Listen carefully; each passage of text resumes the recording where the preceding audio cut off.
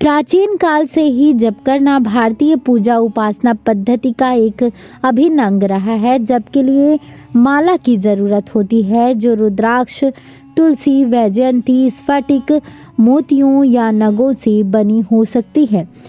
इनमें से रुद्राक्ष की माला को जप के लिए सर्वश्रेष्ठ माना गया है क्योंकि इसमें कीटाणुनाशक शक्ति के अलावा विद्युतीय और चुंबकीय शक्ति भी पाई जाती है। अंगिरा स्मृति में माला का महत्व इस प्रकार बताया गया है।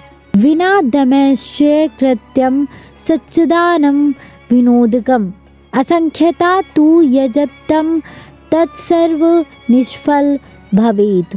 तात्पर्य है इसका कि बिना कुश के अनुष्ठान, बिना माला के संख्याहीन जप निष्फल होता है। माला में 108 ही दाने क्यों होते हैं, इस विषय में योग चूड़ामणि उपनिषद में कहा गया है।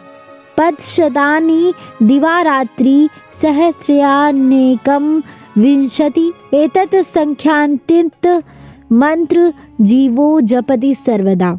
हमारी सांसों की संख्या के आधार पर 108 दानों की माला स्वीकृत की गई है। 24 घंटे में एक व्यक्ति 21,600 बार सांस लेता है। चूंकि 12 घंटे दिनचर्या में निकल जाते हैं तो शेष 12 घंटे देव आराधना के लिए बचते हैं, अर्थात 10,800 सांसों का उपयोग अपने इष्ट देव को स्मरण करने में व्यतीत करना चाहिए। लेकिन इतना समय देना हर किसी के लिए संभव नहीं होता, इसलिए इस संख्या में से अंतिम 2 शून्य हटाकर शेष 108 सांस में ही प्रभु स्मरण की मान्यता प्रदान की गई।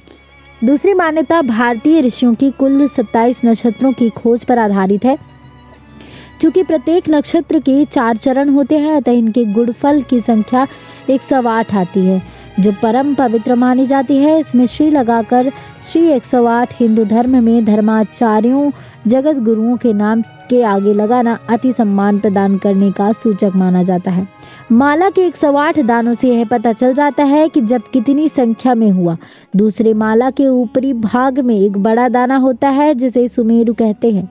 इसका विशेष महत्व माना जाता है कि चूंकि माला की गिनती सुमेरु से शुरू कर माला समाप्ति पर उसे उलटकर फिर शुरू से 108 का चक्र प्रारंभ किया जाने का विधान बनाया गया है, इसलिए सुमेरु को लांघा नहीं जाता। एक बार माला जब पूर्ण हो जाती है तो अपने इष्ट देव का स्मरण करते हुए सुमेरु को मस्तक से स्पर्श किया जाता है। ऐसा माना जाता है कि ब्रह्मांड में सुमेरु की स्थिति सर्वोच्च होती है। माला में दोनों की संख्या के महत्व पर शिव पुराण में कहा गया है, अष्टोत्तर शतम माला तत्र स्यावृत मोत्तमम शत संख्योत्तमा माला पश्चाशद मध्यमा। इसका तात्पर्य है 108 दानों की माला सर्वश्रेष्ठ, 100 की श्रेष्ठ तथा 50 दानों की मध्यम होती है।